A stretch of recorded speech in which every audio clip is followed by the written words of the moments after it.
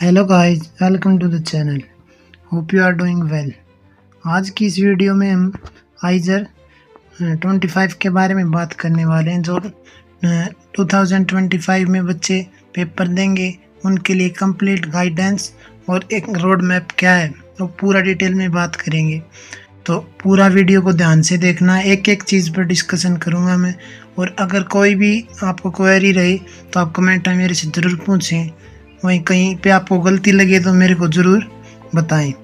उसके अलावा इस वीडियो में हम क्या क्या देखेंगे वो मैं आपको पहले ही बता दूं। पहला तो ये देखेंगे कि आइजर क्या है और आइजर क्यों इम्पोर्टेंट है। उसके बाद इसमें एडमिशन का क्राइटेरिया और एलिजिबिलिटी क्या है, क्या क्या रिसोर्सेज हैं, कहाँ से पढ़ना चाहिए, कितना पढ़ना चाहिए, वो सब देखेंगे। प्लेसमेंट और करियर अपॉर्चुनिटी कितनी है वो देखेंगे। और अदर इंस्टीट्यूट लाइक आइजर कि आइजर के साथ साथ अदर इंस्टीट्यूट कौन सी हैं जो आइजर की तैयारी करके भी उन इंस्टीट्यूट में एडमिशन लिया जा सकता है। तो इन सभी पॉइंट्स पर हम डिस्कशन करेंगे। ये वीडियो बेसिकली जो आगे पेपर देंगे उन बच्चों के लिए है, तो वीडियो को एंड तक देखिए और चैनल को सब्सक्राइब ज़रूर कर लीजिए। तो चलिए शुरुआत करते हैं वीडियो की। हाँ तो गाइस, सबसे पहले देखते हैं कि आइजर क्या है। सबसे पहले आइजर की फुल फॉर्म की बात करते हैं। आइजर की फुल फॉर्म है Indian institute of science education and research. तो इसके नाम से ही पता चल रहा है कि एक साइंस एजुकेशन और रिसर्च के लिए एक इंस्टीट्यूट है। यहाँ पर रिसर्च होती है। जिस तरीके से IIT, NIT और जो IIT GFTI है, वहाँ पर क्या होता है, इसका जो नॉलेज होती है उसका प्रैक्टिकल यूज़ होता है। लेकिन उससे पहले वो नॉलेज कहाँ से आती है, वो हमें रिसर्च करके आती है। फॉर एग्जांपल, जैसे कि हमें कोई दवाई चाहिए किसी भी चीज़ की, सपोज की कैंसर की दवाई चाहिए, तो एक डॉक्टर क्या करता है, वो तो केवल दवाई लेता है और पेशेंट को दे देता है। लेकिन वो दवाई बनती कैसे है, उसका यूज़ कैसे होगा, कितनी क्वांटिटी में चाहिए, वो सब क्या होगा, पहले उस पर रिसर्च की जाती है। तो उसी रिसर्च के लिए, हर फील्ड में रिसर्च के लिए ये इंस्टीट्यूट गवर्नमेंट ने बनाए थे। तो ये हैं आइजर। अब बात करते हैं कि इम्पोर्टेंट क्यों है। किसी भी कंट्री के लिए है ना, रिसर्च बहुत ज़रूरी होता है।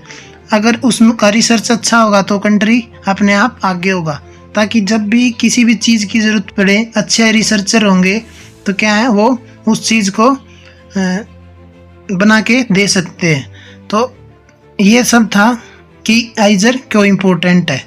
तो अभी देखते हैं कि आइजर कितने हैं और कहाँ कहाँ हैं। तो टोटल बात करें तो अभी तक इंडिया में 7 आइजर्स हैं। अगर बात करें कहाँ कहाँ हैं तो बहरमपुर जो कि उड़ीसा में है, भोपाल मध्य प्रदेश में, कोलकाता जो वेस्ट बंगाल है, मोहाली पंजाब में, पुणे महाराष्ट्र में, एक तिरुवनंतपुरम जो केरला में है, और तिरुपति जो कि आंध्र प्रदेश में है। तो यहाँ 7 आइजर हैं। अभी बात करें कि इनमें क्या क्या कोर्सेज ऑफर किए जाते हैं, तो जनरली तो सभी आइजर जो है BSMS की डिग्री देते हैं। जनरली बता रहा हूँ, एक आइजर ऐसा है जो BSMS के अलावा, BSMS की तो देता ही है, उसके अलावा ओनली BS की भी डिग्री देता है। अभी मैं बताता हूँ BSMS क्या है। BS का मतलब है बैचलर ऑफ साइंस और MS का मतलब है मास्टर ऑफ साइंस। इसकी एक कंबाइंड 5 ईयर की डिग्री मिलती है। तो सभी आइजर ये डिग्री देते हैं। उसके अलावा आइजर भोपाल जो है वो 2 अलग कोर्सेज भी ऑफर करता है, BS इन इकोनॉमिक साइंस और BS इन इंजीनियरिंग साइंस। ये 2 कोर्स अलग से हैं जो कि ये आइजर भोपाल ऑफर करता है ओनली, और कहीं पर ये कोर्सेज ऑफर नहीं किए जाते।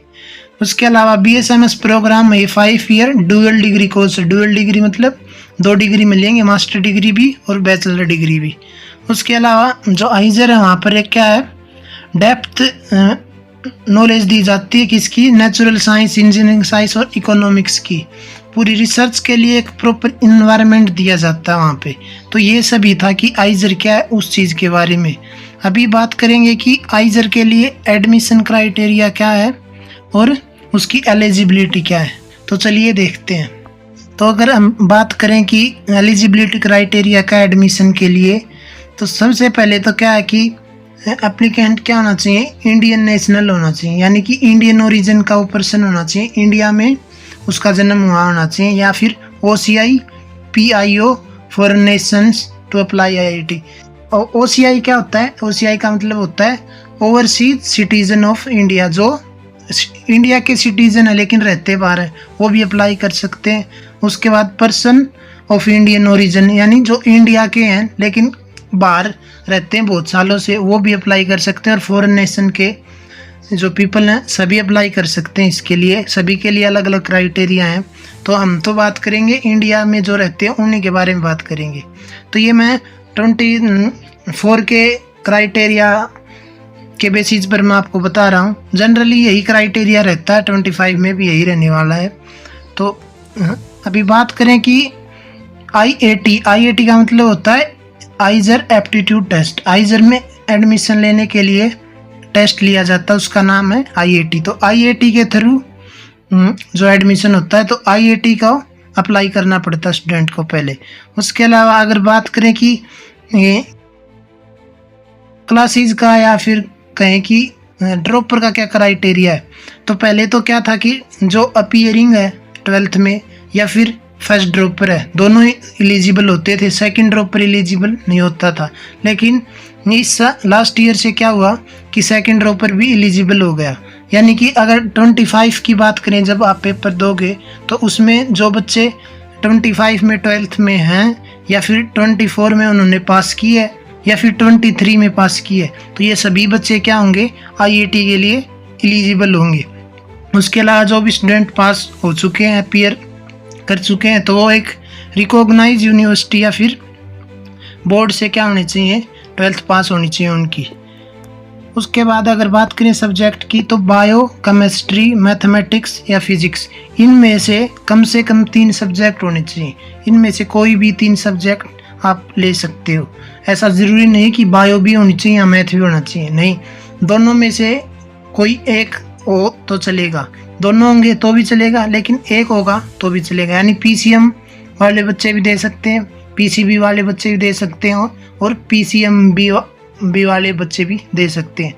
बस इतना फ़र्क होता है कि जो बच्चा चारों सब्जेक्ट लेता है 12th में, PCMB, physics, chemistry, mathematics and bio, तो उसके लिए क्या होता है, आसान रहता है, क्योंकि इसमें क्या होता है हर एक सब्जेक्ट के नंबर जुड़ते हैं। ऐसा नहीं है कि टॉप 3 सब्जेक्ट के नंबर कंसिडर किए जाएंगे, नहीं, ऑल 4 सब्जेक्ट के नंबर कंसिडर किए जाएंगे। तो जो बच्चा चारों सब्जेक्ट में स्टडी करेगा तो उसके लिए इजी रहेगा। उसके अलावा बात करें कि परसेंटेज का क्या क्राइटेरिया 12th में, तो SC ST PWD को 55% एग्रीगेट यानी टोटल 55% चाहिए 12th में। वहीं बात करें कि अदर जो जनरल OBC या EWS के बच्चे हैं उनको मिनिमम 60% क्राइटेरिया है मार्क्स का। उसके अलावा जम्मू कश्मीर वालों के लिए एक स्पेशल वो था लास्ट बार कि 3rd ड्रॉपर भी क्या था, एलिजिबल था। तो इस बार पता नहीं होगा या नहीं, ये आपको जब भी नोटिफिकेशन आएगी तब मैं आपको बता दूंगा। इसके लिए आप चैनल को सब्सक्राइब कर लीजिए। रिजर्वेशन पॉलिसी की अगर बात करें तो आप देख सकते हो कि SC के लिए 15% सीट रिजर्व है, ST के लिए 7.5%, उसके अलावा OBC के लिए, OBC नहीं होता, OBC NCL होता है। OBC कोई कैटेगरी नहीं मानी जाती, OBC तो जनरल के बराबर ही मानी जाती है। OBC NCL का 27% का रिजर्वेशन है। वही बात करें PWD जो कि 40% एटलीस्ट उसमें इम्पार्टमेंट होना ना इम्पेयरमेंट होना, उसमें उनको 5% सीट रिजर्व होती है उसके लिए। उसके अलावा अगर बात करें कि कश्मीरी माइग्रेंट जो हैं उनके लिए 3 सीट पर आइजर रिजर्व हैं। उसके अलावा इकोनॉमिकली वीकर सेक्शन जो हैं उनको अप टू 10% जो है रिजर्वेशन दिया गया। उसके अलावा अगर बात करें इनके सर्टिफिकेट हैं वो क्या हैं, इनके जो सर्टिफिकेट होते हैं वो उस ईयर के अप्रैल 1 के बाद की होनी चाहिए, 1 अप्रैल के बाद होनी चाहिए। जैसे कि अगर हम बात करें कि आप 25 में दोगे पेपर, तो आप जो सर्टिफिकेट यूज़ करेंगे जो कैटेगरी वाले बच्चे हैं उनका सर्टिफिकेट 1 अप्रैल 2025 के बाद का होना चाहिए। उससे पहले का होगा तो वो मान्य नहीं होगा, उसके बाद का होना चाहिए। तो अभी बनवाने की कोई ज़रूरत नहीं, आप बाद में उसको बनवा सकते हो। तो ये था कि पूरा कि एडमिशन क्राइटेरिया क्या है और एलिजिबिलिटी क्या है। उसके अलावा अगर हम बात करें डेट्स की, कि डेट्स कब आती हैं और कब पेपर होता है और कब से काउंसलिंग शुरू होती है, तो ये देखो 24 का वो पेज ओपन किया है मैंने। इसके थ्रू मैं आपको एक जनरल आइडिया देना चाहता हूँ। तो एप्लीकेशन लगभग हर साल ये एप्लीकेशन पोर्टल जो होता है वो अप्रैल के शुरू में ही ओपन हो जाता है। लगभग तो पास्ट 2 ईयर से मैं देख रहा हूँ कि 1 अप्रैल से ही शुरू होता है एप्लीकेशन पोर्टल। ये क्लोज मिड मई में होता है, यानी कि आराम से आपको 45 डेज मिल जाते हैं। आराम से 45 डेज के अंदर आप इसका एप्लीकेशन फिल कर सकते हो। उसके बाद करेक्शन डेट वगैरह ये तो 2-4 दिन बाद आ जाती हैं। उसके अलावा अगर बात करें पेपर की, तो पेपर जो होता है वो करीब 2.5 महीने बाद होता है। एप्लीकेशन फॉर्म जिस दिन से शुरू होंगे ना, उससे 2.5 महीने बाद जो है पेपर शुरू होगा। और अगर बात करें आंसर की डिस्प्ले की, तो आंसर की डिस्प्ले जनरली तो जिस दिन पेपर होता है उसी दिन रात को क्या है डिस्प्ले कर दी जाती है, भेज दी जाती है। इस बार भी ऐसा हुआ था, जैसे ही हम पेपर दे के आए तो रात को डिस्प्ले कर दी गई थी, शाम को 4 बजे के आसपास। तो हमने तभी मैच कर ली थी, तो आप भी तभी मैच कर सकते हो। उसके अलावा अगर बात करें कि रिज़ल्ट कब आता है, तो रिज़ल्ट जो है जनरली 15 से 20, मैक्सिमम है 15 से 20 दिन बाद, 15 to 20 days after date of examination. उसके बाद अगर काउंसलिंग की बात करें, तो काउंसलिंग का ये है कि ज़रूरी नहीं है कि कोई फिक्स है। कभी ये 10 डेज बाद हो जाती है, तो कभी 20 तक भी लगा देती है। तो 10 से 20 डेज आप मान सकते हो। उसके अलावा फ़ी डिटेल की बात करें, तो ये देखो पोर्टल ओपन हो गया है कि फ़ी डिटेल, यानी कि जो एप्लीकेशन फॉर्म भरोगे उसके लिए क्या क्या फ़ीस, कितनी फ़ीस चाहिए। तो जनरल, ओबीसी एनसीएल और ईडब्ल्यूएस के बच्चों को 2000 पे करना होता है। वहीं अदर जो कैटेगरी रह गई SC ST, Kashmiri migrant, Kashmiri Pandit, Kashmiri Hindu family या फिर पीडब्ल्यूडी, इनको 1000 पे करने होते हैं। उसके अलावा जो फॉरेन नेशनल कैंडिडेट जो होते हैं, बाहर के जो होते हैं, उनको 12,000 फीस जो है वो पे करनी होती है, और ये जो है नॉन रिफंडेबल होती है। उसके अलावा सीट एक्सेप्टेंस फी, ये तो अगर आप कहोगे तभी बता देता हूँ मैं, बाकी ये जानने की अभी तो कोई ज़रूरत नहीं है। ये जो होती है काउंसलिंग के बाद की वो है, ये जब हम सीट काउंसलिंग होती है तो हमें एक सीट ऑफ़र की जाती है। तो जैसे ही सीट ऑफ़र होती है तो हमें उसके लिए एक अमाउंट पे करना होता है सीट एक्सेप्ट करने के लिए, कि मैंने ये सीट एक्सेप्ट कर ली है। तो ओबीसी देख सकते हो, OBC NCL, PWD, general, EWS, Kashmiri migrant, इन सभी के लिए तो है 35,000।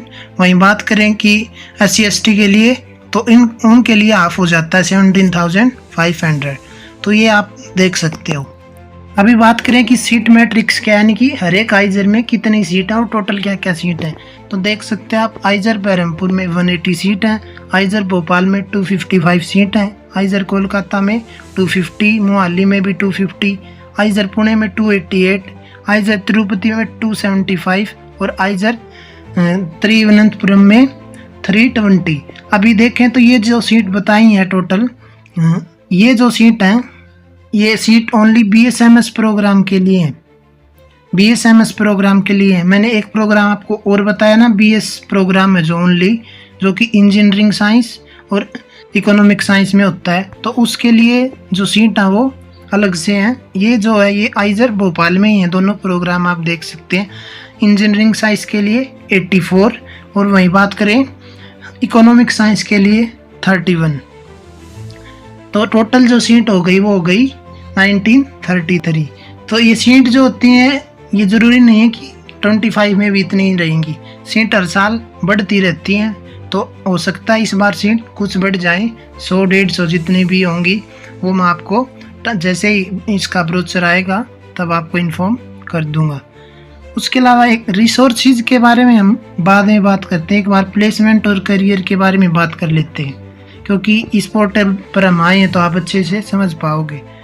तो अगर प्लेसमेंट की बात करें तो जनरली जो है आइजर प्लेसमेंट के लिए नहीं बने होते। यहाँ पर जो है रिसर्च से रिलेटेड स्टडी की जाती है, ताकि जो स्टूडेंट हैं वो बाद में क्या करें, फर्दर पीएचडी वगैरह में इन्वॉल्व हों और रिसर्च करें।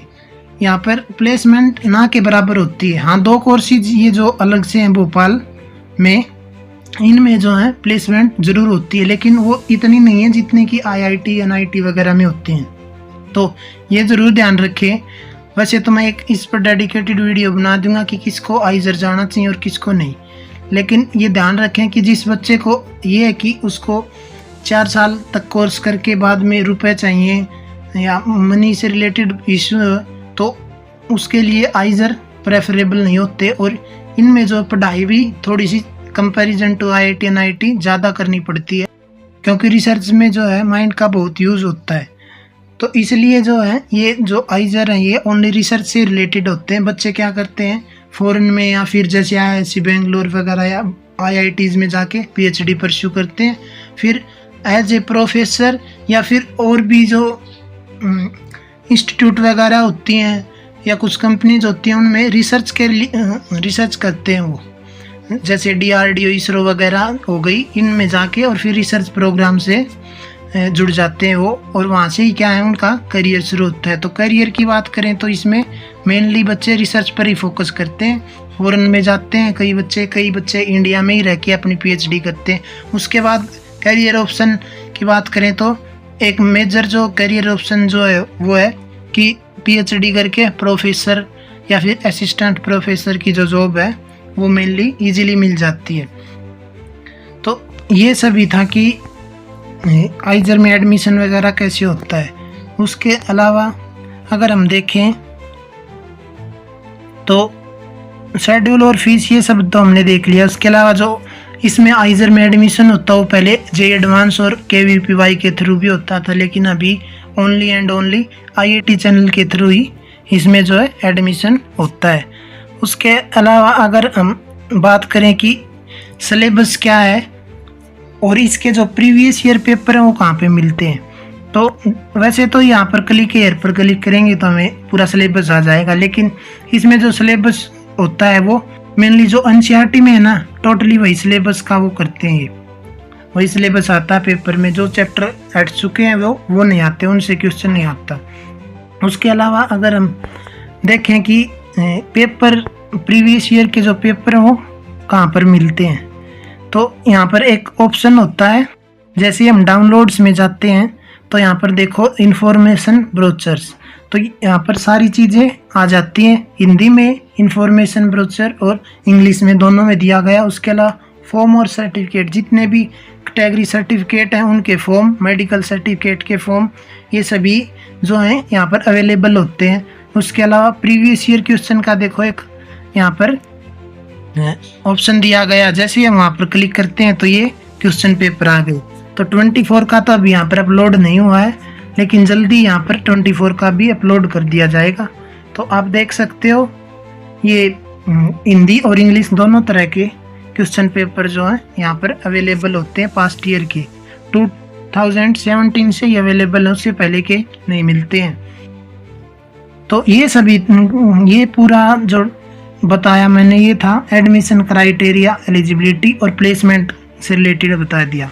अब बात करते हैं कि रिसोर्सेज क्या हैं आइजर के लिए, जो स्टडी के लिए कहाँ से पढ़ाई करें, कितनी पढ़ाई करें और कौन कौन बच्चे पढ़ सकते हैं। तो जैसा कि आपने देखा कि पीसीएमबी चारों सब्जेक्ट वाले बच्चे इसको पढ़ सकते हैं। तो जो नीट दे रहा है और जो जेईई दे रहा है, दोनों ही बच्चे जो हैं इसको इस पेपर को अटेम्प्ट कर सकते हैं।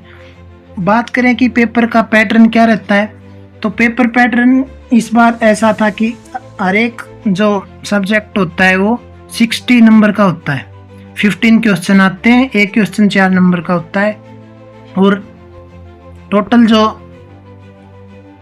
जो नंबर बनते हैं चारों सब्जेक्ट के, वो 240 बनते हैं। और आउट ऑफ 240 क्या है, आउट ऑफ 240 जो है रैंक बनती है उनमें से ही।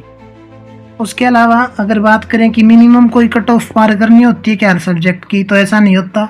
आप 0 भी ला सकते हो, चाहो तो आप एक सब्जेक्ट को छोड़ भी सकते हो, और चाहो तो सारे 4 के 4 कर सकते हो। अभी जो 4 के 4 करेगा तो उसके लिए एडवांटेज तो होता ही है। अगर आप प्रॉपरली अगर हाइजर की तैयारी करना चाहते हैं, हाइजर जाना चाहते हैं, तो मैं आपको सजेस्ट करूँगा कि आपके पास अगर बायो है तो अच्छी बात है, मैथमेटिक्स के साथ में। अगर बायो या मैथ में से कोई एक सब्जेक्ट नहीं है तो आप इतना ज़रूर कर लें कि हाइजर में जितना आता है उस जितना ज़रूर करें उस सब्जेक्ट को भी। आप 15 में से अगर 5 क्वेश्चन भी कर आओगे तो भी वो बहुत बड़ी एडवांटेज हो जाती है।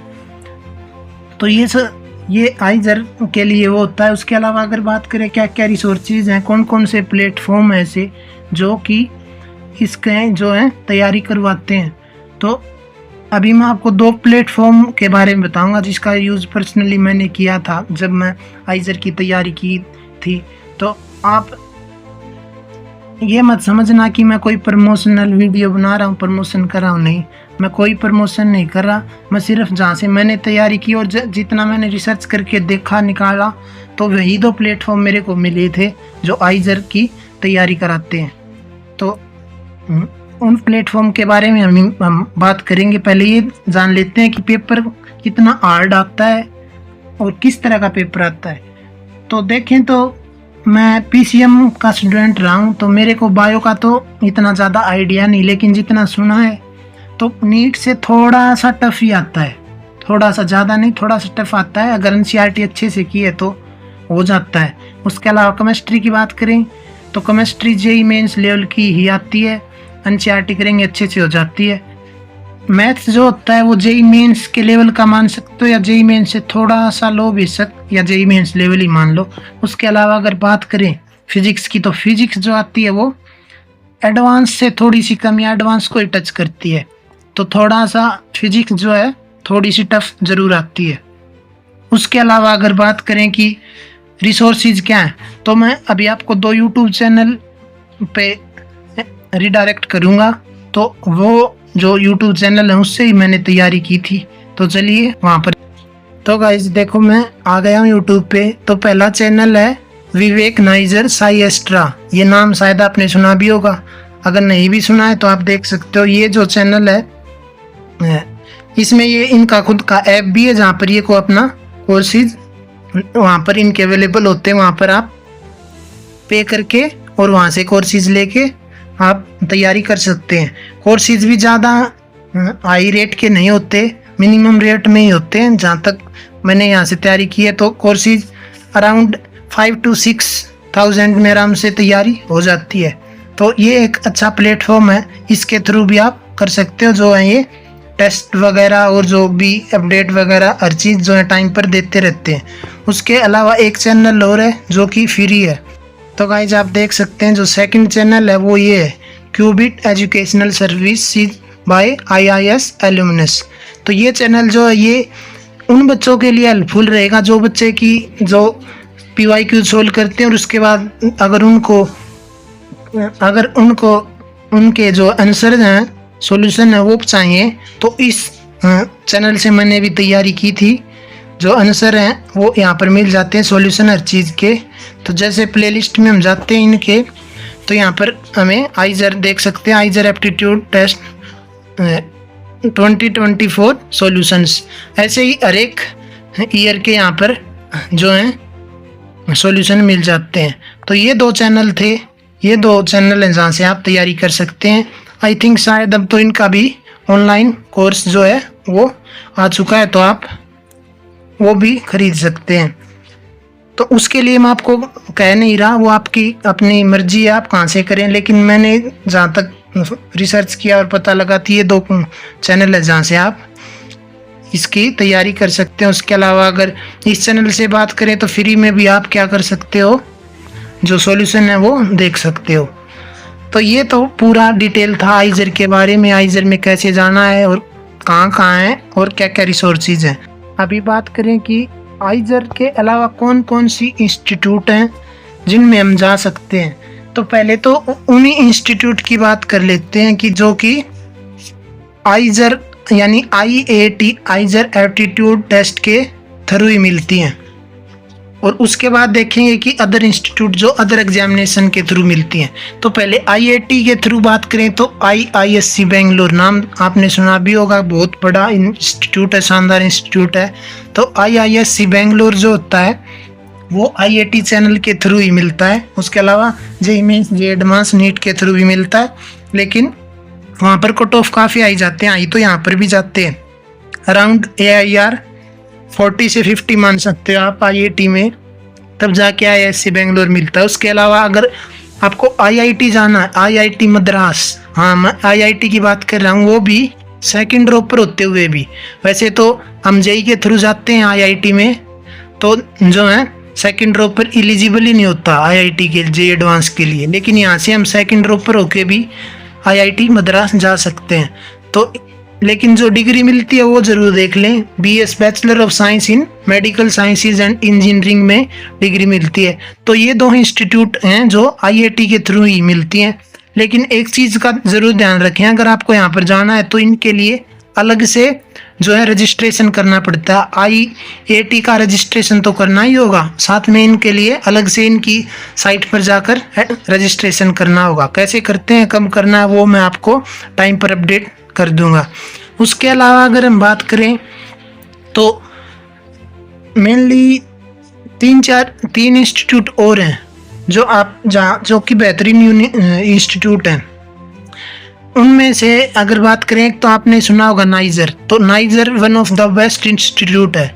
इनके लिए अलग से डेडिकेटेड वीडियो चाहिए सभी इंस्टीट्यूट के लिए, तो मैं आपको बना के वीडियो ज़रूर डालूंगा, आप नीचे कमेंट ज़रूर कर दीजिएगा इस बारे में।